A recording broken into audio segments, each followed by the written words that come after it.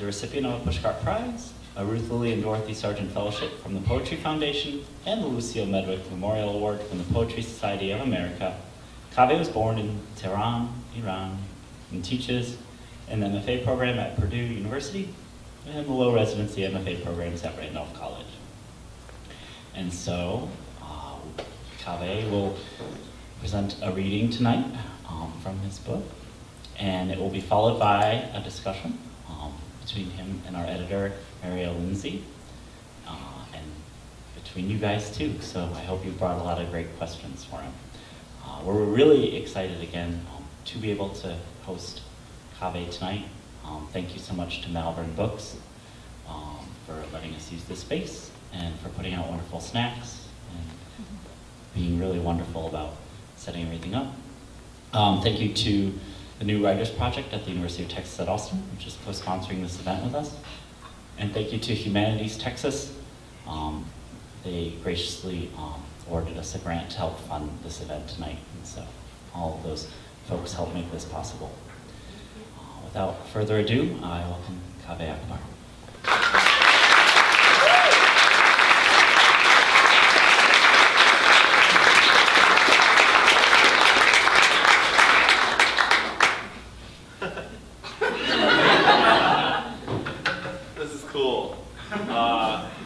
Space a lot.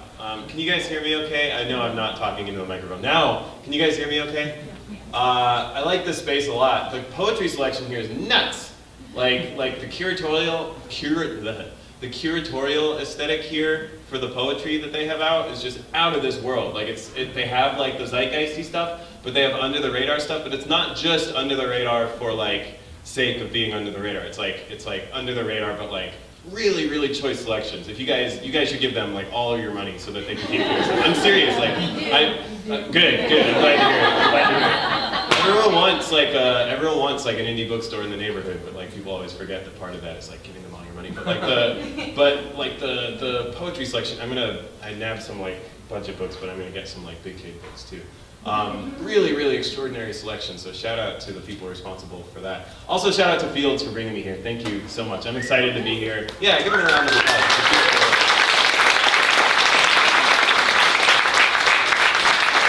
You look so comfy. That's cool. I'm a person who really, really prefers to be either like completely horizontal or completely vertical. I'm not a big fan of like the in-between, you know? And so I feel like we're sharing an important simpatico right now. Cool. Hi, my name's Kaveh. I'm going to read some poems, and I'll read some poems from this book, which is a book that I wrote, but I'll read some new things too. Cool. Thank you guys again for being here with me. This is beautiful. Thanks. This first poem is called Blindness.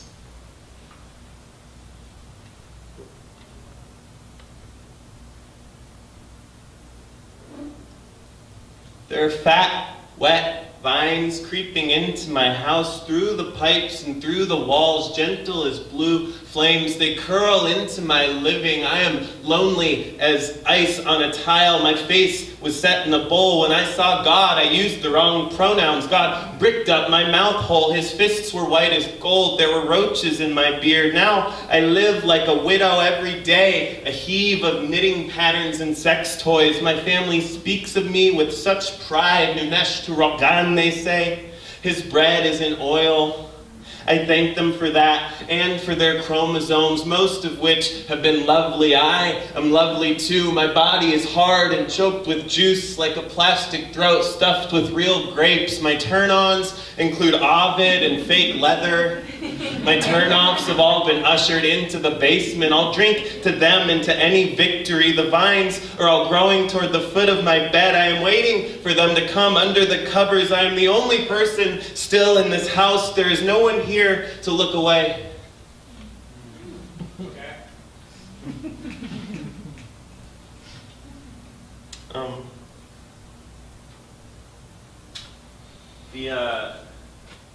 The phrase Nunesh Tirotan literally means his bread is in oil.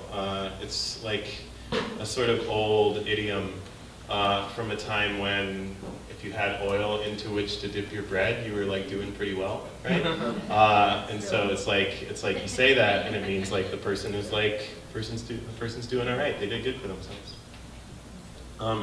My first language was Farsi, but I don't speak it anymore, which is weird. I was talking to my friend Mark earlier about how I have all these like cavities in my brain where I used to live, you know? And that's like a pretty big cavity for me. This is called Do You Speak Persian?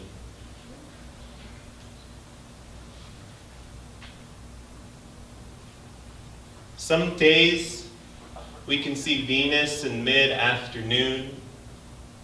Then, at night, stars separated by billions of miles, light traveling years to die in the back of an eye. Is there a vocabulary for this? One to make dailiness amplify and not diminish wonder? I've been so careless with the words I already have. I don't remember how to say home in my first language, or lonely, or light. I remember only dalam barat tang shodet. I miss you, and shab khair. Good night. How's school going, Kaveh? Dalam barat tang shodet. Are you still drinking? Shab khair. For so long, every step I took was from one tongue to another. To order the world, I need, you need, he, she, it needs. The rest left to a hungry jackal in the back of my brain.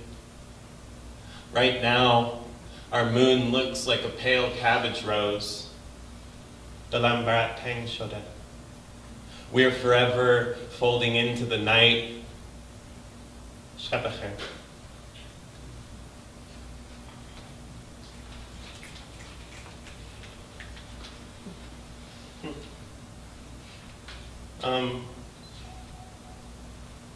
Man, I have so many poems. This is a love poem. Every time I say something like that, I'm always tempted to be like, but aren't all love poems love poems? Or aren't all poems love poems? You know what I mean? Something like really just thoughtless and like immediately generalized. But I mean, like, it might be. I don't know if I agree with that statement or not, but like my reflex is to just like put it out into the world and then decide if I agree with it, you know? I don't know where that comes from. Anyways, this is called For You, I've Started Sleeping. For you, I've started sleeping again. I'm bad company when I don't, though so much more productive. It's not the sleep I mind, it's the waking. Always such a startle, like finding a drifter in your kitchen, cooking your eggs, which actually happened. I ate them with him. We listened to records. Even the best places are crawling with people. Tell them to stop at once. Remind them their oblivions are incompatible with ours. The body is a glass orchard, or at least yours is, every part blooming and breakable. Would it really be so bad if I loved you for your beauty? There are worse reasons to love a thing. Because it's hungry, for instance, or lost in space. You are exhausting the messenger. I will make no more resolutions. Reproducible joy is hardly joy at all. I can be louder than any bird and redder too. Watch and you'll see. I'll show you the Quran I dog-eared as a boy but never read. I'll take you to the closet where I kept ounces of dead dragonflies piled up for a rainy day. Did I say ounces? I meant gallons. I meant years. You are going to love it, my sweet, elegant gasper. I promise you will never want to leave.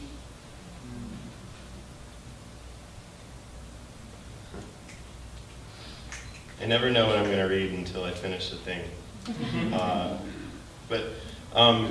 This is a poem called The Sunt Nonula from the book, I guess obviously from the book. I'm holding the book. It means, it's Latin for some things are missing. It's like a copy editor's note that you can leave. Like, just means that stuff's not there yet. Kind of like tokum, I guess, for those, like, anyways, descent numa.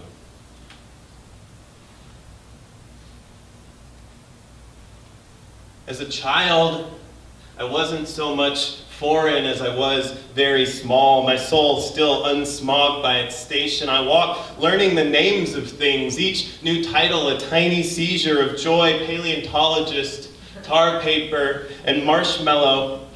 I polish them like trophies, eager in delight and colorblind, though I still love crayons for their names, cerulean, gunmetal, cornflower, more than making up for the hues I couldn't tell apart. Even our great-grandparents saw different blues owing to the rapid evolution of rods and cones. Now I resist acknowledging the riches I've inherited. Hard bones and a mind full of names, it's so much easier to catalog hunger, to atomize absence and carry each bit like ants taking home a meal. I am insatiable. Every grievance levied against me amounts to ingratitude. I need to be broken like an unruly Mustang, like bitten skin. Supposedly, people hymned before names. Their mouths were zeros, little pleasure portals for taking in grape leaves, cloudberries, the fingers of lovers. Today, words fly in all directions. I don't know how anyone does anything. I miss my mouth sipping coffee and spend the day explaining the dribble to strangers who patiently endure my argle-bargle before returning to their appetites. I am not a slow learner. I am a quick forgetter. Such erasing makes one voracious. If you teach me something beautiful, I will name it quickly before it floats away.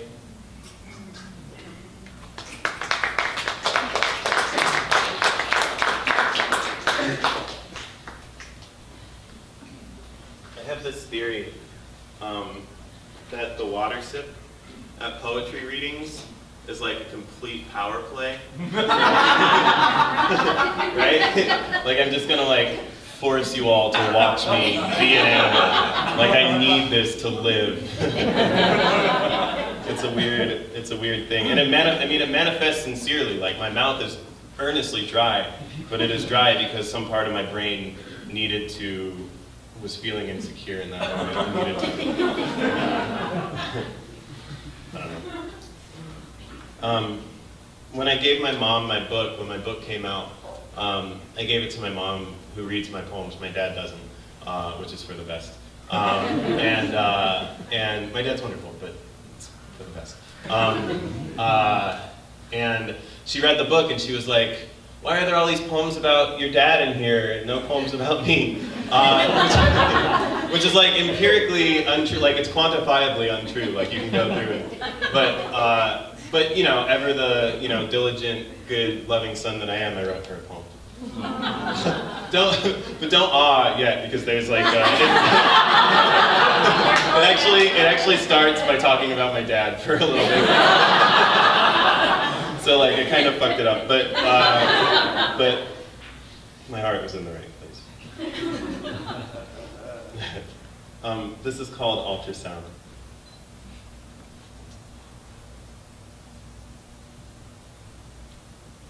My father is tying concertina wire around his garden, which is now all but ruined by squirrels, deer, and worst of all, rabbits with cucumber seeds stuck to their tails. I am an apex predator. My father is an apex predator. God makes us in pairs. My mother searches the lawn for four-leaf clovers, pinning them to a scrapbook, pinning moments to time. She gives each clover a name. Buck comes onto porch and hospital note from Kaveh.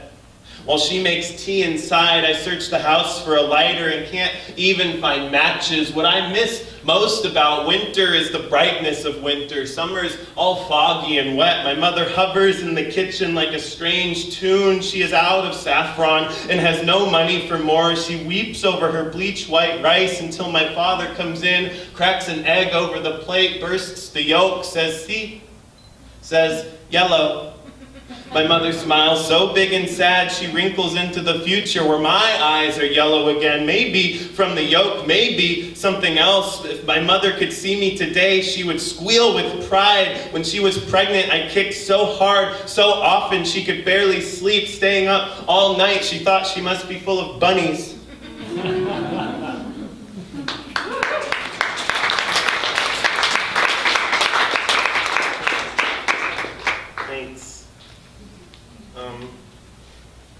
Do you guys know what puzzles are?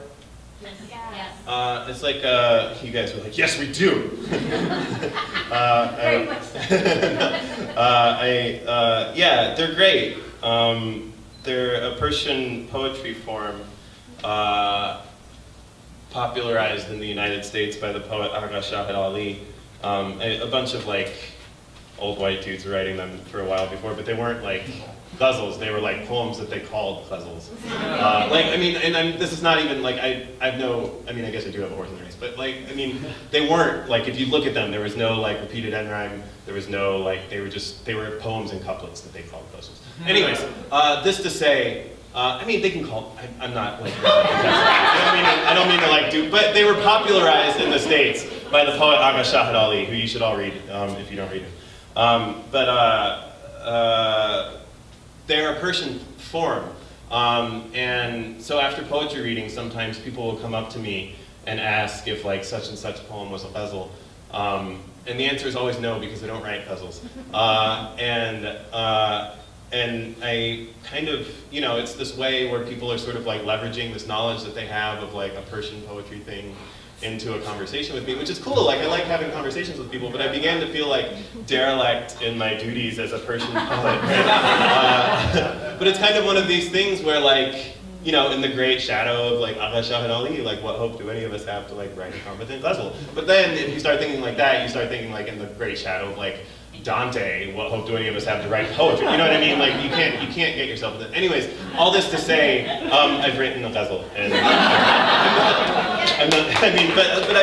so like I'm like this question, and it's like anyways. This is called Ghazal Made of Eggshells.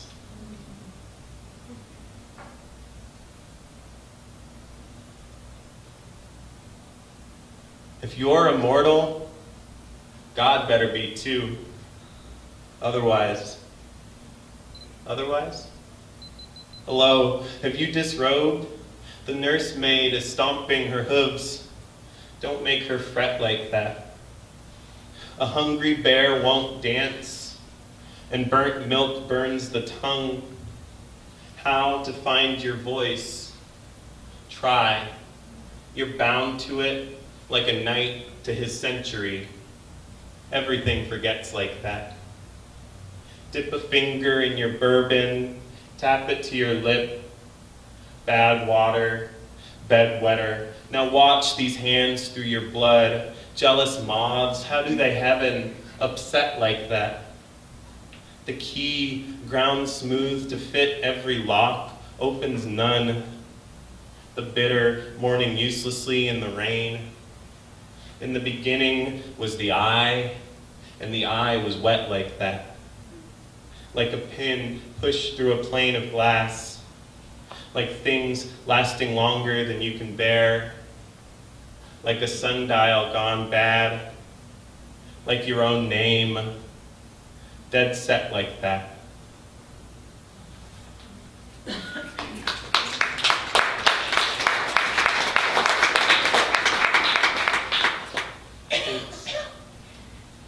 This is a poem that I wrote like a week ago.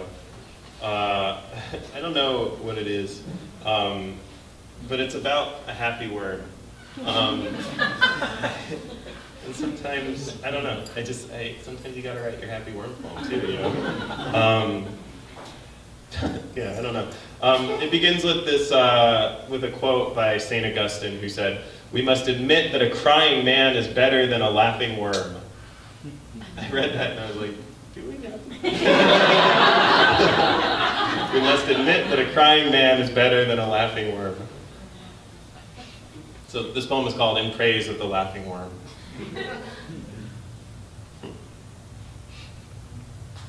Lacking lungs, it laughs through its skin, each pore. Laughing, it bores into the dead's dead, laughing through their solemnity, tunneling its name across their dust. Lusty as a pharaoh, the laughing worm tangles around its beloved. They laugh together, traveling up to the surface. They laugh, saying, "It is so strange that sun is, that wind does, and rain. How to speak about the rain?" They laugh together like a mangled theory, like cold fingers crossed, then pull apart. The beloved stops laughing. Its body rolls into a guilty coil. It says, "The dead who fed me yesterday weren't laughing," says, "They never learned what they came here to learn." Slowly, the beloved skulks back into the soil, its mineral syntax, but the laughing worm just laughs, inches forward, gentle enough to button a shirt. Gleaming like a beaver eye, the laughing worm crawls past anthills, bullfrogs, wild radish, thinking nothing that could be put into words, laughing with each of its 5 hearts.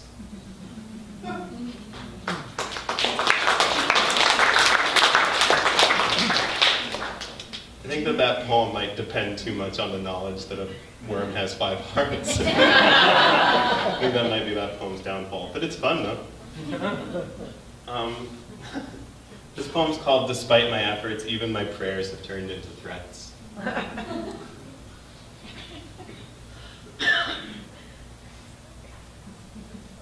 Holy Father, I can't pretend I'm not afraid to see you again, but I'll say that when the time comes, I believe my courage will expand in water like a sponge cowboy.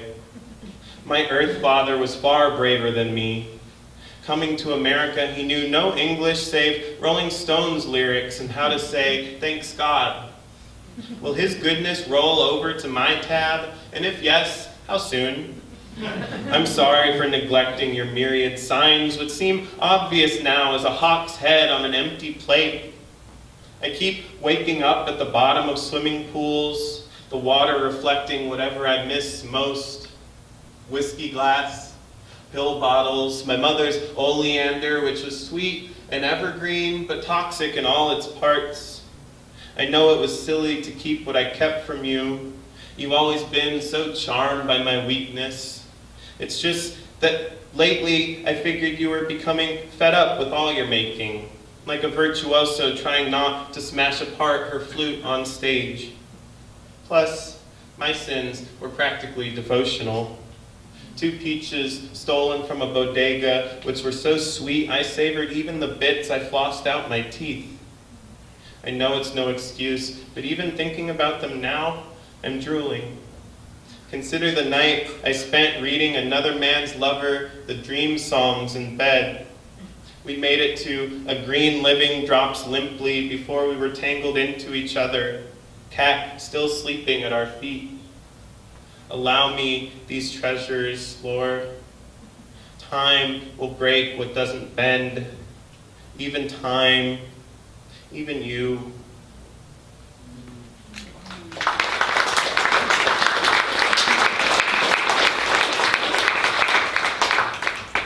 Thanks. I think after I'm done reading a few more poems, I'm going to get to talk to a friend in front of you guys for a little bit. And then I'll get to talk with you guys for a little bit. That's the sort of ostensible conceit of this whole enterprise, I think. Just so you guys are kept abreast of the situation. You guys know, is it Richard? Is My Kingdom for a Horse? Is that Richard III? Yes. Yeah. Okay. Or Richard the, yeah. Right? Yeah. Yeah. Richard III. Right? Yeah. You're like. No. Yeah, no, okay. Yeah, I got like several, I always get anyways, doesn't matter. Truly doesn't matter. But you know the idiom, like my kingdom for a croissant, like my kingdom for a object of intense desire, right? This poem's called "My Kingdom for a Murmur of Fanfare."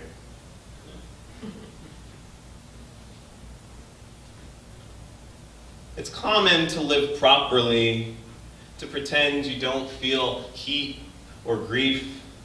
Wave nightly at Miss Fugue and Mr. Goggles before diving into your nightcap, before reading yourself a bedtime story, or watching your beloved sink to the bottom of a lake and noting his absence in your log.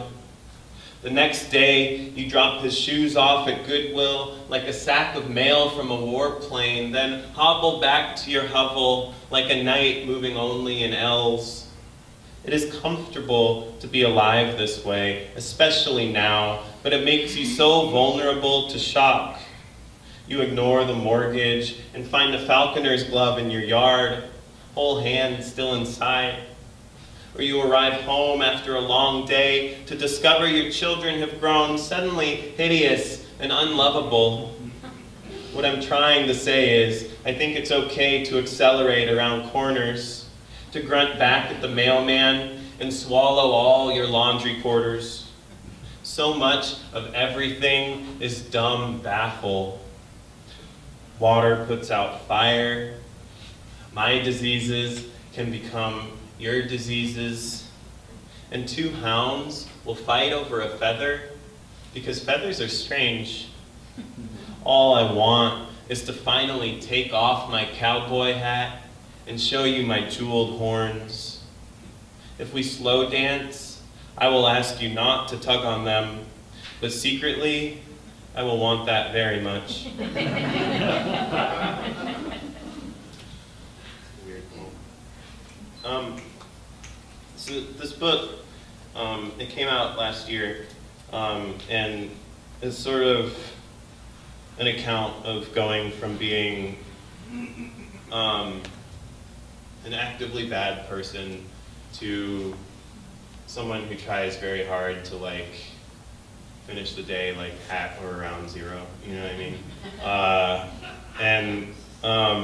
And one of the weird things that happens when you do that is that you begin to develop a relationship with gratitude, right? In my sort of old bad person life, I sort of just lurched from crisis to crisis, right? There was no sort of reflection, there was no sort of relationship to gratitude. And so one of the weird things with being a more neutral person, or trying to be, is that gratitude starts piling up and you don't really have, I know I'm speaking in the second person, I don't really have a relationship to it, or I didn't. And so it was really kind of baffling. It still is dizzying. Nights like this, it was really, it's a strangeness. I don't know when that goes away.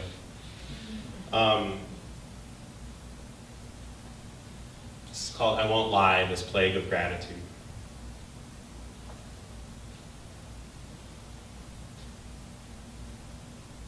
I won't lie, this plague of gratitude is hard to bear. I was comfortable in my native pessimism, not this spun sugar fantasy. Last night, I made actual cake. There were no worms in the flour, no bloody whirls in the eggs. Afterwards, the minor holiday below my waistband remained festive as ever. When I touched two breasts, each one was my favorite. Not long ago, I was hard to even hug, like ribbons of cartilage cut from a lamb. I dressed in shredded roses and pistachio shells. I drank an entire language and flung tar at whatever moved until the world cut me open like a tube of paint, until it crushed me between its fingers like a hornet. None of it was graceful. I had to learn to love people one at a time, singing, "Hey, diddle diddle, will you suffer me a little?" How could they say no? How could they say anything? I kept biting their tongues. I kept clicking my heels. Now I am cheery and Germanic, like a drawer full of strudel. I always wanted to be a saint, but I thought I'd be one of the miserable ones, sainted by pain, burnt alive inside a brazen bull. Instead, I weep openly at obnoxious beauty. Cello music comes in from blocks away and I lose it completely. There is a word for these fits of incomprehensible delight. I said it last night when my mouth was full of cake.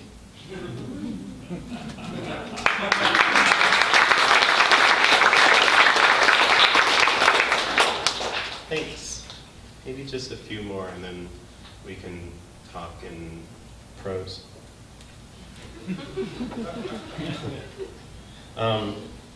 This is called Ways to Harm a Thing.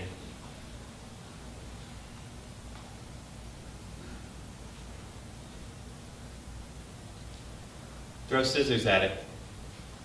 Fill it with straw and set it on fire, or set it off for the colonies with only some books and dinner plates and a stuffed bear named Friend Bear for me to lose in New Jersey. Did I say me? Things have been getting less and less hypothetical since I unhitched myself from your bedpost. Everyone I love is too modern to be caught grieving.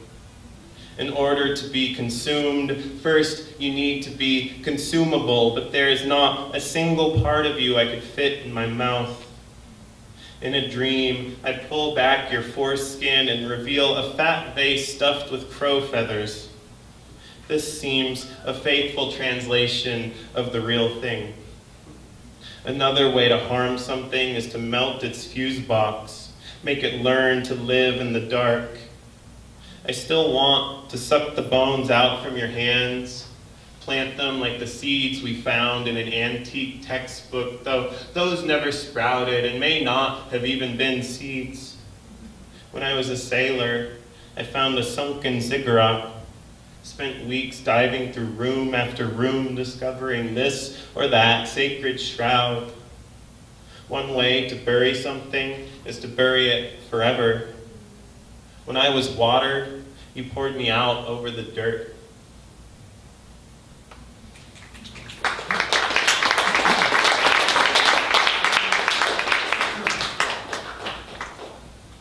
Thanks. Is anyone here from Chicago? Well, oh, you're from Chicago? Do you know Reza's restaurant in Andersonville? It's like, doesn't matter. You don't have to. Sometimes, it has happened before in readings where like, someone, like I started to read this poem and someone was like, I know that restaurant. So like I was like trying to get out in front of it. That was it.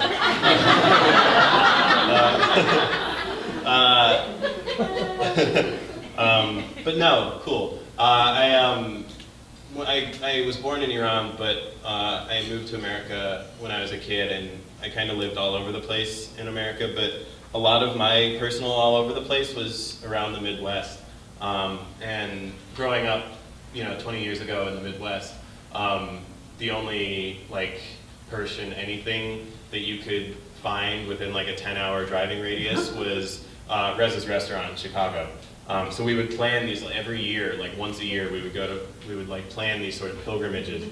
And I would like know weeks in advance what I was going to order. I would know what my brother was going to order so that we could like, we could plan out like how we were going to share and stuff like that.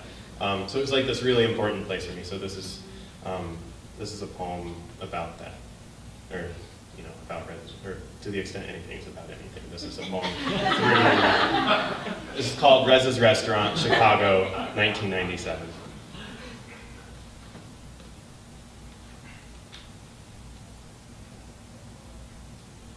The waiters milled about, filling sumac shakers, clearing away plates of onion and radish.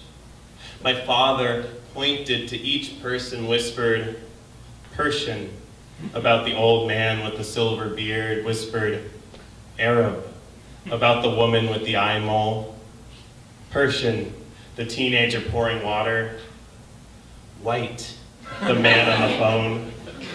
I was 8 and watching and amazed. I asked how he could possibly tell when they were all brown-skinned, dark-haired like us. Almost everyone in the restaurant looked like us. He smiled, a proud little smile, a warm nest of lips, said, it's easy, said, we're just uglier. He returned to his lamb, but I was baffled, hardly touched my qeymah. I had huge glasses and bad teeth. I felt plenty Persian. When the woman with light eyes and blonde brown hair left our check, my father looked at me. I said, Arab? He shook his head, laughed, we drove home, I grew up. It took years to put together what my father meant that day. My father, who listened exclusively to the Rolling Stones, who called the Beatles a band for girls. My father, who wore only black, even around the house, whose arms could cut chicken wire and make stew and bulged with old farm scars. My father built the world. The first sound I ever heard was his voice whispering the azan in my right ear. I didn't need anything else. My father cherished that we were ugly, and so being ugly was blessed. I smiled with all my teeth.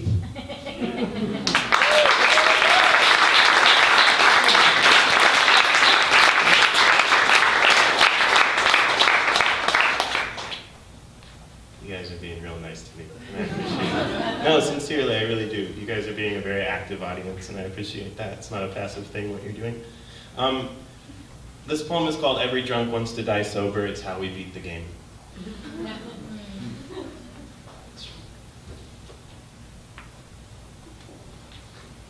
Hazrat Ali, son-in-law of the Prophet, was martyred while saying his evening prayers by a poisoned sword. His final words, I am successful. I am successful. I want to carve it into my forehead. I've been cut into before. I found my body to be hard and bloodless as glass. Still, for effect, I tore my shirt to tourniquets.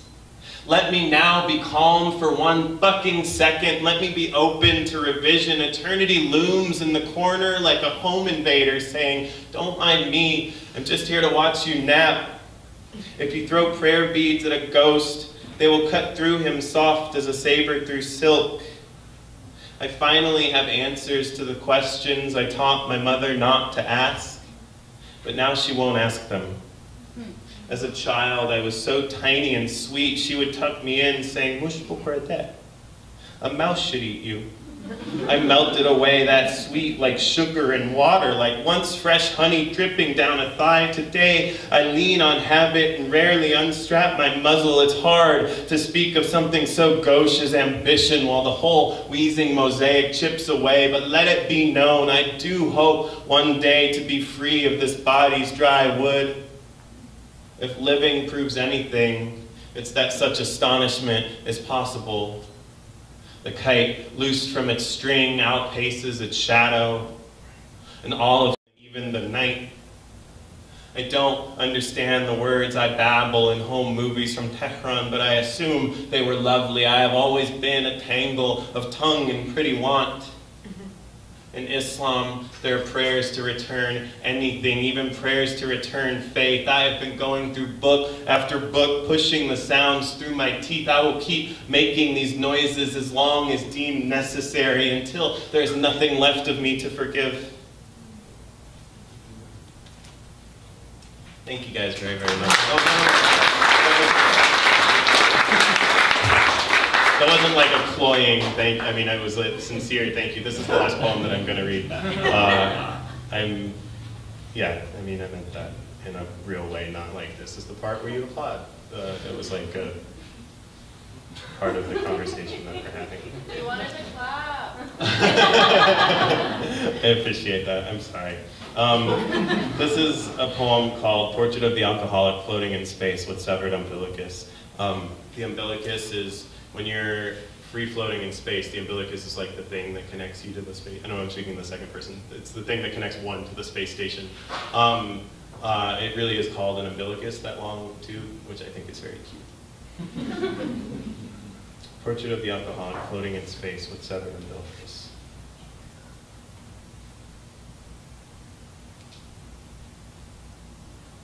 In Fort Wayne, I drank the seniors. Old Milwaukee, Old Crow. In Indianapolis, I stopped.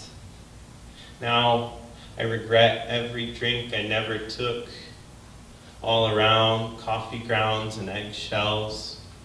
This sweating, a mouthful of lime. As a boy, I stole a mint green bra from a laundromat. Took it home to try on while my parents slept. Filled its cups with the smallest turnips in our pantry. The underwire grew into me like a strangler fig. My blood roiled then as now. Back on Earth, frog spit is dripping down wild aloe spikes. Salmon are bullying their way upstream. There's a pond I leapt into once with a lonely blonde boy. When we scampered out, one of us was in love. I could not be held responsible for desire. He could not be held at all. I wonder where he is now. If he looked up, he might see me, a sparkling. I always hoped that when I died, my brother would know why. He will be so sad.